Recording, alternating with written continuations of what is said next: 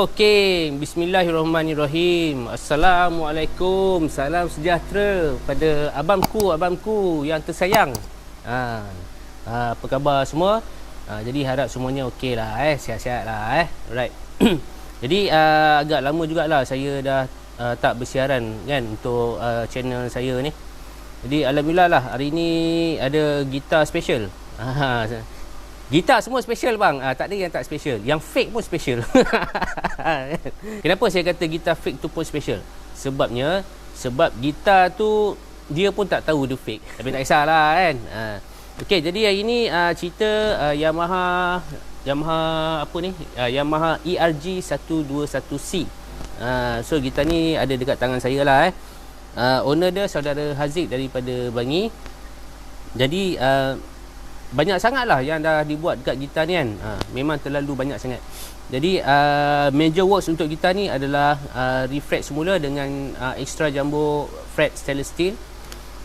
Lepas tu bone nut kan, bone nut dan neck refinishing. So yang ni neck headstock color baru, dan yang ni neck pun color baru. Kan, color baru. Color asal dia tak macam ni bang. Memang masa baru sampai tu memang dalam keadaan yang dah lusuh, dah usang. Lepas tu dia punya fretboard dia pun tak berapa proper sangat sebab gitar dah lama kan.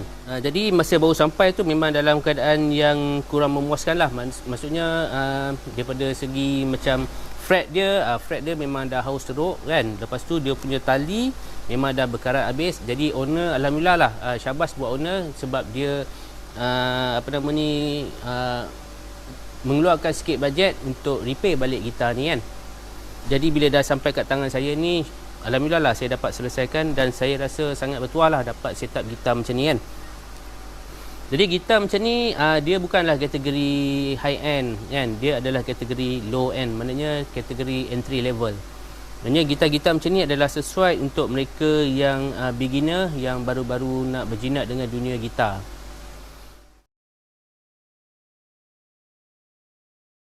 Sebelum saya mulakan progres untuk berbuat setup ni kan, jadi pertama sekali saya cabut dia punya fret kan, cabut satu tu. Jadi bila dah cabut fret tu, dia punya fretboard tu rosewood ni dia dah terkopik banyak sangat kan, sebab dia dah reput. Boleh saya dah kata dia reput lah bahagian atas tu kan. Jadi dia mengambil masa yang lama juga untuk saya reducekan balik, saya gosok balik bagi dia smooth, bagi dia licin kan. Lepas tu dia punya fret slot ni saya adjust balik, saya cuci dalam dia. Kita dah cabut fret tu kan, kita dah cabut tu, dia punya fret slot tu dia jadi besar, maknanya dia dah membuka rongga yang besar. Sebelum kita nak install fret yang baru tu, memang of course lah kita kena sempitkan dia balik. Kita kena buat rumah yang baru untuk dia kan, buat bersih-bersih supaya fret baru tu dia boleh duduk dalam tu dengan confirm. Maknanya dia punya kedudukan dia tu confirm, dia tak ada terkeluar dan sebagainya kan. Lebih-lebih lagi kalau kita pakai fret stainless steel, sebab fret stainless steel ni dia sangat-sangat keras. Dia ni fret ni dia degil. Sebab fret ni dia radius kan, dia radius macam ni. Jadi bila kita dah paku dekat fretboard tu, kalau kita buat cara tu tak betul, dia boleh ternaik balik sebab dia degil. Dia radius dia tu melawan graviti kan. Jadi bila kita tak install dengan proper, kita tak buat rumah yang betul untuk dia, maka akan jadilah benda-benda macam tu kan. Itu yang kadang-kadang bila kita main sebulan dua tu okey, bila dah masuk 3-4 bulan tu apa macam buzzingnya kan. Tu maknanya ada fret tu yang dah terangkat lah. Jadi untuk mengelakkan defect-defect macam ni berlaku, jadi kita kena buat persediaan yang secukupnya lah. Maknanya kita kena detail benda ni. Swing action height yang saya dah set up untuk gitar ni adalah 0.75mm untuk gitar ni kan. Dan yang ini bone nut. Bone nut ni adalah daripada tulang lembu asli. Saya tak pakai bone nut yang daripada online tu, yang kita beli harga RM10, RM8, RM12 tu kan. Saya tak beli yang tu. Sebab yang itu kebanyakannya adalah tulang sintetik. Bila kita sebut sintetik ni, maksudnya tulang tu dia dah bercampur lah kan dengan bahan-bahan kimia. So dia mold, dia buat satu mold acuan dan berbentuk nut. Sebab tu lah bila kita beli nut yang daripada online tu, bila kita letak tu dengan mengam je kan. Dah ada mold kan, dia dah ada acuan dia. Banyak jenis bone nut yang dijual di online sana. Ada yang berkualiti rendah, ada yang berkualiti medium, dan ada yang high end. Jadi macam saya suka pakai nut yang dibuat daripada tulang asli lah kan. Maknanya saya custom dengan tangan. Jadi dia punya neck belakang ni saya dah nipiskan sikit. Saya dah nipiskan sikit dia punya neck profile, so bila kita nak pegang tu sedap kan. Dia dah macam wizard type kan. Kita nak pegang pun sedap. Kan. Lepas tu dia punya ini finishing yang barulah. Jadi yang ini finishing yang baru. Dia dah kilat macam tu kan.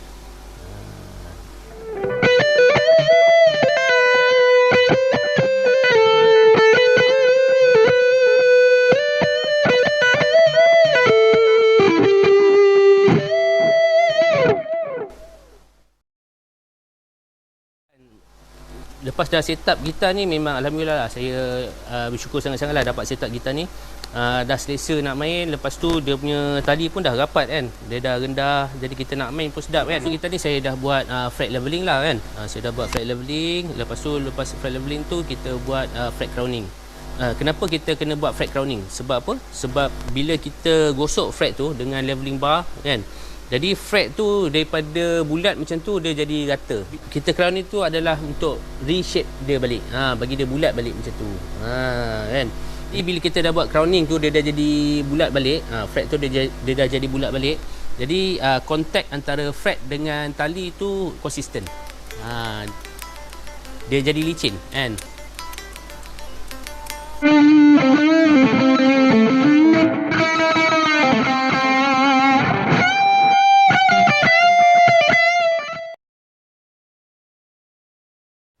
Kalau ditanya pada saya lah kan, antara fret stainless steel dengan fret nickel, memang saya akan prefer fret stainless steel. Lately pun memang banyak gitar-gitar yang medium end, yang high end pun dia dah start keluarkan produk-produk dorang, produk-produk gitar yang menggunakan fret stainless steel. Reintonation, dia punya reintonation dia, okay, kita dengar dia punya reintonation dia. Okay. Masa mula-mula tu memang out terus lah. Ada banyak yang sharp, banyak yang flat. Jadi yang mana sharp tu saya dah tarik belakang, yang mana flat tu saya dah tolak ke depan. Jadi okay, ni dia punya, okay, jadi ni dia punya result ya. Lepas kita dah buat reintonation balik kan.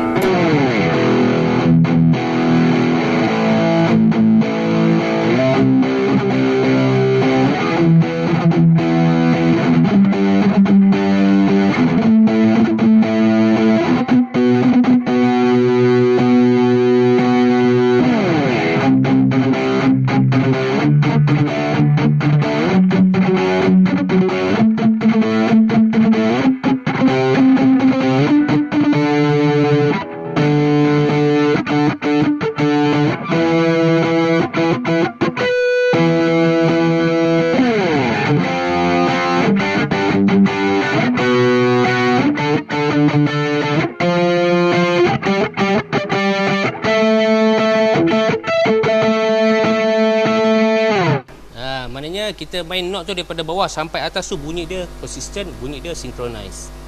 Okey, tali 1 dengan tali 2.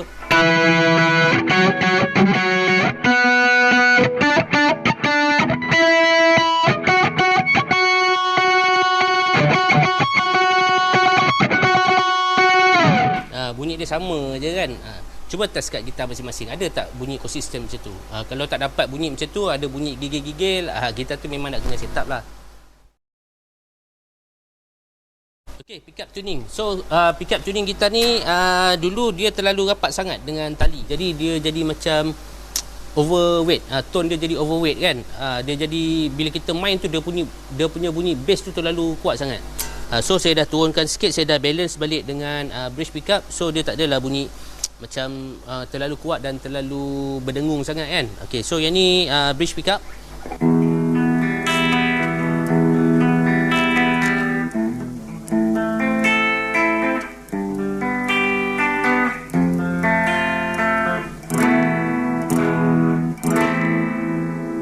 Okay, so yang ini neck pickup.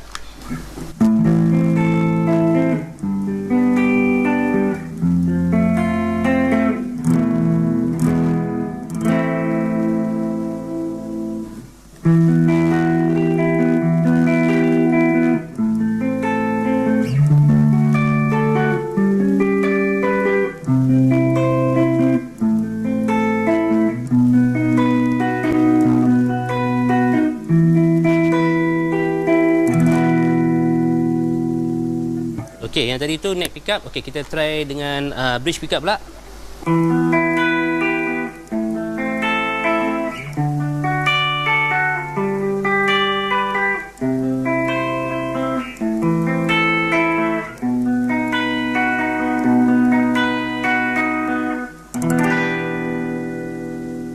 Kita dengar distortion untuk bridge pickup.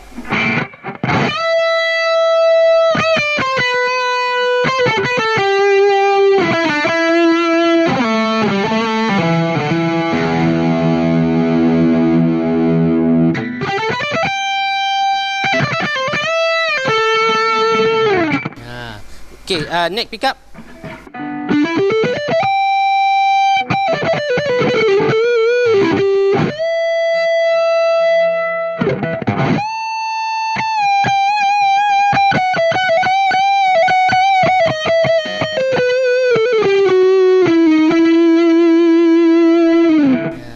Okey, so kita buka delay neck pickup.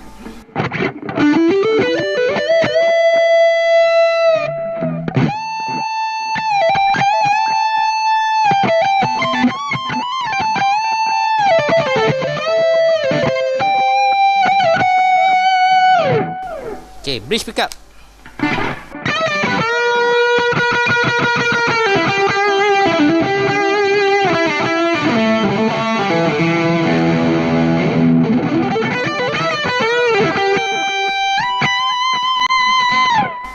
Gitar ni dia pakai Eliza size 1046. Jadi untuk size 1046 ni saya memang susah sikit nak main lah, nak bend sebab saya ni dah serasi dengan 942. Jadi untuk 1046 ni untuk saya dia jadi berat kan. Tapi masih boleh main gitar lah kan.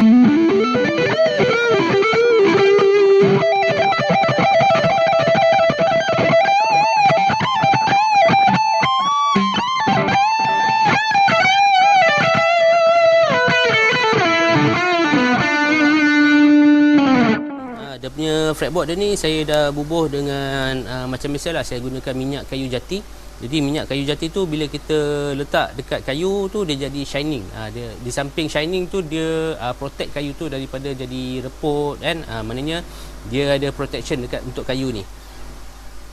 Lepas tu dia punya color dia jadi shining sebab bila kita dah bubuh minyak kayu jati tu, bila dia dah masuk dalam kayu tu kita sental dengan kain. Bila kita sental tu dia jadi shining. Kan nampak dia punya fretboard dia jadi macam berkilat gitu kan. Kan.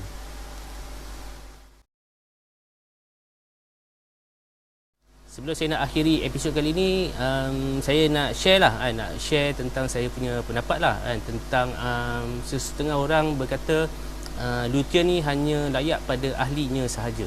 Kita ni sebagai seorang manusia, seorang khalifah yang dilahirkan di atas muka bumi ni, sebenarnya dipertanggungjawabkan, diamanahkan untuk menyampaikan sesuatu, untuk ada amanah, kita ada tugasan di dunia ni untuk kita bawa ke akhirat besok. Setiap manusia yang lahir tu dia ada bakat, dia ada kebolehan masing-masing, dia ada kekurangan masing-masing. Jadi apa yang saya nak sampaikan kat sini adalah secara menyeluruh, maknanya bukan hanya pada luthier sahaja. Apa maksud luthier? Luthier ni dia diambil daripada satu perkataan L-U-T-E, lute. Lute ni adalah sejenis alat muzik yang bertali, dan dalam bahasa Melayu dia kita panggil dia kecapi.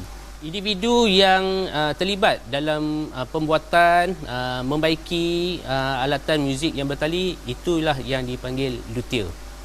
Jadi untuk jadi seseorang luthier ni memang sangat-sangat menuntut fokus 100%, lepas tu sangat menuntut kesabaran yang tinggi, knowledge dan creativity. Jadi ciri yang saya sebutkan tadi tu sebenarnya dia bukan apply pada luthier saja, tetapi pada kesemua bidang yang berkemahiran. Macam membaiki kereta, membuat kabinet, membuat drawing, melukis, jadi kartunis, jadi pelakon dan sebagainya. Jadi kalau kita nak kata hanya ahli saja yang boleh jadi luthier, saya sebenarnya tak berapa setuju dengan pendapat tersebut. Kita just boleh tengok contoh yang mudah, kita boleh tengok macam Rambo kan, Sylvester Stallone kan. Kita tengok, kita semua tahu siapa dia dulu. Dia bukan ahli dalam bidang lakonan. Banyak lagi contoh, Brad Pitt yang pelakon-pelakon tu kan, Brad Pitt yang penyanyi macam Rod Stewart dulu penggali kubur. Jadi kenapa mereka hari ini dia jadi ahli dalam bidang masing-masing? Kerana mereka sendiri yang tentukan mereka nak jadi apa sebenarnya. Okey lah, minum dulu lah, haus lah tekak aku. Yang ni saya minum kopi badang bang. Kopi badang. Ini kalau minum bang, pagi-pagi kemah naik bang. Kan, yang mana faham tu faham lah kan. Ada sesetengah orang dia macam berpendapat kan, nak jadi luthier ni hanya ahli saja yang boleh jadi luthier. Okay, sebenarnya pada saya tak fair lah kalau kita cakap macam tu kan. Agak kurang fair kat situ. Sebab apa? Sebab setiap manusia ni bila dia lahir tu dia tak tahu apa-apa kan, zero kan. Lain lah kalau bila dia dah lahir tu memang dia dah jadi luthier kan, dah lahir tu dah boleh pandai main gitar ke apa semua, tu memang ahli betul lah kan. Lahir di dunia ni dalam keadaan zero kan. Jadi daripada masa kita kecil sampai kita besar tu mak ayah kita yang didik kita kan, untuk jadi macam ni kan. Saya ambil contoh macam diri saya sendiri lah kan. Saya pun dulu tak pandai repair gitar, saya tahu main je kan. Saya tahu lanyak gitar je, saya tak ada repair pun. Tapi bermula dengan sikap ambil tahu kan, bermula dengan pasang tali, tune, lepas tu reintonation, sikit-sikit kita belajar kan. Macam kita main gitar, dulu kita tak pandai main gitar kan. Sekarang ni ada yang kawan-kawan tu dah boleh main macam Malmsteen, boleh main macam Steve Vai. Sebab apa? Diorang sendiri yang berusaha untuk jadi macam diorang punya idola. Jadi macam saya ambil diri saya sendiri lah senang cerita kan. Kita tak payah cakap pasal orang lain, saya cakap pasal diri saya. Jadi macam saya sendiri, saya pun bukanlah seorang luthier sebenarnya.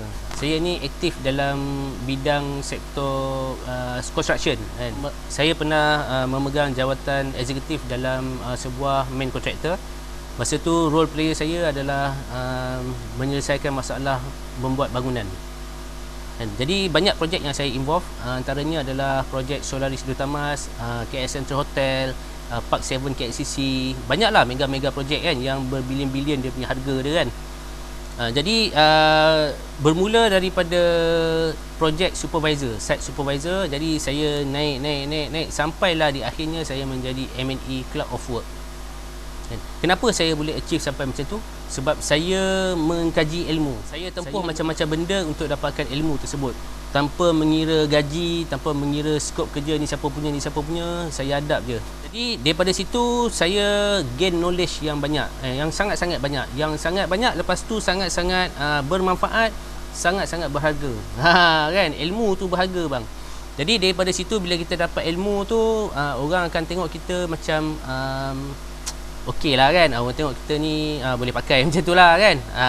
Jadi daripada situ saya naik perlahan-lahan sampailah saya dapat achieve jawatan eksekutif dalam sebuah konsultan.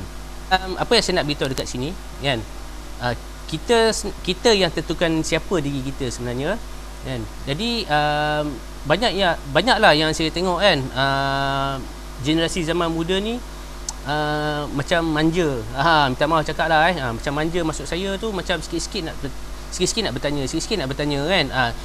Tak salah bertanya, tapi bila kita bertanya tanpa kita membuat research, tanpa kita menggerakkan otak kita untuk berfikir, itu adalah kegagalan yang sebenarnya. Macam masa zaman saya tak ada Facebook, zaman saya tak ada YouTube dan sebagainya kan. Macam zaman-zaman gitaris kita yang dulu-dulu tu kan, yang sekarang ni dah legend lah kan.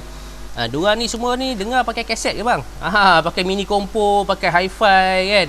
Diorang dengar pakai telinga je. Diorang tak ada lesson dekat YouTube, tak ada bang. Kan. Jadi diorang struggle. Diorang struggle untuk menjadi ahli dalam muzik. Apa yang saya nak cuba sampaikan dekat sini, ilmu tu mahal sebenarnya, tetapi dia jadi murah. Sekarang ni saya tengok ni dah jadi macam murah. Ilmu tu jadi macam tak berharga sangat kan. Macam aku tak nak ilmu yang ni, aku nak yang ni. Aku tak nak ni, aku nak ni. Dia macam tu sebab benda semua di ujung jari. Kalau sahabat-sahabat nak jadi luthier kan, boleh je bang, tak ada masalah. Tapi dengan syarat kita kena ada disiplin, kita kena ada ilmu, kita kena ada sikap cekal. Kan? Kita tak boleh sikit-sikit bertanya. Nak pasang skru pun tanya, nak pasang wire pun tanya. Kan? Tak boleh macam tu bang. Sebab kita kalau nak jadi luthier ni, kita kena ada daya fikir yang tinggi. Bukan luthier je lah yang memerlukan disiplin yang tinggi. Actually kita nak main muzik, kita nak repair kereta, kita nak niaga kan, kita nak berniaga, kita semua kena ada disiplin yang tinggi bang. Jadi kalau macam bila kita nak menceburkan diri dalam sesuatu bidang tu kan, bukan luthier saja, dalam apa-apa bidang sekalipun, kita kena ada sikap yang bagus, kita kena ada attitude yang bagus. Sikap itu mampu mempengaruhi hasil kerja kita. Alah, luthier ni dia ahli je yang boleh jadi luthier. Saya tak berapa setuju sangat kan, sebab semua orang boleh jadi luthier sebenarnya kan. Saya berani cakap semua orang boleh jadi luthier. Sebab apa saya cakap macam tu? Asas saya adalah kita boleh tengok Christopher Gardner kan. Siapa yang pernah tengok cerita Pursuit of Happiness, dia menjadi billionaire dalam bidang stock market, dalam bidang broker saham kan. Okey. Jadi bila kita tengok kisah dia sebenarnya dia bukan sesiapa pun dalam bidang stock market. Kenapa dia jadi berjaya? Sebab dia ada matlamat yang jelas kenapa dia nak buat macam tu. Masa tu kalau dia nak jadi kaya, dia nak ubah hidup dia kena struggle, tetapi dia kena cari ilmu dulu. Perjalanan dia nak mencari ilmu tu memang dia akan tempuh halangan yang sangat susah. Macam-macam lah kan. Kena halau daripada rumah, lepas tu tak ada duit, kereta kena tarik, masuk lokap, lepas tu bini lari kan. Maknanya kalau kita tengok kisah dia tu memang orang kata apa, sedih lah kalau kita tengok kan. Tapi macam mana dia boleh struggle? Sebab apa? Sebab anak dia. Jadi pada sahabat-sahabat yang nak jadi luthier ataupun nak jadi foreman kereta, nak repair jam ke, nak repair itu ke, nak repair ini ke, nak jadi tukang kayu ke, tukang perabot ke kan. Jadi kita kena make sure kita kena ada ilmu dulu kan. Mula dengan apa yang kita ada kan. Maknanya kita jangan ikut orang sangat kan. Kita mula dengan apa yang kita ada dulu, kita start slow kan. Memang kita akan kena gelak bang. Memang kita akan kena gelak. Alah, orang nak jadi luthier ke apa nak jadi luthier kan. Pedulikan je benda tu semua bang. Abang jadi je luthier, jadi je. Jadi bila kita nak jadi luthier ni bang, saya cuma nak pesan satu je kan. Kita kena tengok balik apa niat sebenar kita untuk jadi luthier. Adakah untuk cari kemasyhuran? Adakah untuk membuat way of living? Kalau nak jadi luthier ni, pesan saya satu je lah kan. Actually bukan luthier je lah, semua bidang pula kan. Kita kena tengok lah apa matlamat kita, apa sebab kita nak buat benda tu kan, untuk apa, untuk siapa. Kita kena tengok niat asal kita, kenapa kita nak jadi luthier. Macam saya sendiri pada asalnya bukan ahli kan dalam luthier ni, tapi alhamdulillah lah hari ni boleh lah kot panggil ahli kan dalam luthier ni kan. Kan dia as long seseorang itu mencebur dalam sesuatu bidang tu, dia dah jadi ahli dah bang. Dia dah jadi ahli dah. Cuma beza dia amatur dengan senior je. Kaedah umum ataupun normal practice kita kena selalu amalkan. Jadi pada sahabat-sahabat yang berkeinginan nak macam di musim-musim PKP ni kan, apa nama ni, kadang-kadang ada yang gaji kena potong kan, ada yang kena berhenti kerja, macam-macam lah kan. Jadi why not gunakan masa yang ada ni, kita timba ilmu dulu. Kita timba ilmu dulu kan. Kita jangan fikir duit dulu, kita fikir ilmu dulu bang. Ada ilmu baru datang duit. Pada masa kita nak cari ilmu tu, kita jangan malu. Kita jangan malu expose diri kita sebagai seorang luthier kan. Jadi ada sahabat-sahabat kita yang dia dah mula expose, dah buat refresh, dia dah buat setup gitar kawan-kawan dia kan. Tapi ada juga yang macam peli-peli macam tu kan. Alah, luthier tu kan. Tak apa bang, pedulikan je benda tu semua kan. Biar je. Yang penting kita cekal, yang penting kita tetapkan matlamat kita, kenapa aku nak buat benda ni. Lepas tu kita kena ada tools yang betul. Dan mahal tak mahal tu belakang kira bang, janji tools tu ada. Pada saya, kalau kita ada tools yang mahal-mahal tapi tak reti guna pun tak guna juga kan. Make things impossible possible. Bermula sekarang. Maknanya kita banyakkan lagi library kita. Cuma saya nak pesan satu je, paling penting daya fikir bang. Daya fikir. Kita jangan tengok YouTube semata-mata dan kita tiru bulat-bulat, lepas tu kita show ke orang kan. Benda tu pada saya nothing, tak ada apa-apa kan. Kita nak satu benda yang X factor. Maksudnya boleh tengok YouTube, tak ada masalah, tapi kita take as a guidance. Kita tengok sebagai rujukan. Lepas tu kita cari kita punya tune dalam badan kita ni, kita keluarkan balik. Jadi dekat sini pengalaman dan ilmu sangat membantu. Kita tak ada ilmu, kita let's say kita tengok YouTube kan, kita tengok cara orang ni buat gitar, cara ni orang buat refresh, cara ni orang ni buat setup gitar dan sebagainya. Lepas tu kita pun buat. Lepas tu kita pun up dekat Facebook kan. Jadi kalau macam pada saya, okey, benda tu okey, tak ada masalah. Cuma X factor tu tak ada. Lepas tu kita mempunyai hearing yang bagus. Kan? Mata bang, mata pun penting juga sebab mata tu kita nak tengok macam ni kan. Kita nak tengok macam tu kan. Kita nak tengok. Jadi macam bila kita tengok orang buat macam ni, kita pun buat macam ni kan. Oh, tapi dalam hati apa benda yang aku nak tengok ni? Kita tak mau benda tu bang. Kita tak mau benda tu kan sebab kita luthier ni dia bukan benda yang kita boleh pura-pura. Kan? Luthier ni adalah satu benda yang orang kata apa, mencerminkan diri kita sendiri. Kita yang tersirat tu kita tersuratkan melalui gitar ni. Kita dah mula buat fret leveling, kita dah mula buat setup, orang pun dah hantar dekat kita, maknanya kita dah jadi ahli. Pedulikan mereka-mereka yang nak pelekehkan kita, macam-macam lah kan, nak peli-peli ke apa ke, pedulikan je bang. Just move on. Jangan rosakkan gitar orang sudah. Kan? Okey lah, saya berhenti sampai sini je dulu. Saya harapkan informasi yang saya bagi tu bermanfaat buat semua. Jadi sebagai mengakhiri episod kali ni, episod yang lain tu saya tak tahu lah bila lagi nak buat pasal gitar banyak kan. Saya pun tak tahu lagi ada masa kita nak buat. Okey, jadi saya nak ambil kesempatan ni untuk ucapkan selamat berjaya, semoga maju jaya pada sahabat-sahabat kan yang dah mula mengkaji, yang dah mula membuat eksperimen sendiri untuk setup gitar, refret kan. Bagus bang kan. Teruskan bang, teruskan.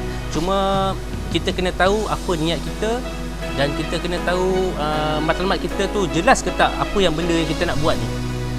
Sebab masa tu berjalan, kita tak mahu masa tu berlalu macam tu je. Make sure kita tahu apa yang kita buat. Saya cover lagu ni November Rain daripada Guns N' Roses, khas buat sahabat-sahabat yang nak berjaya. Semoga berjumpa lagi. Sekian, terima kasih. Assalamualaikum.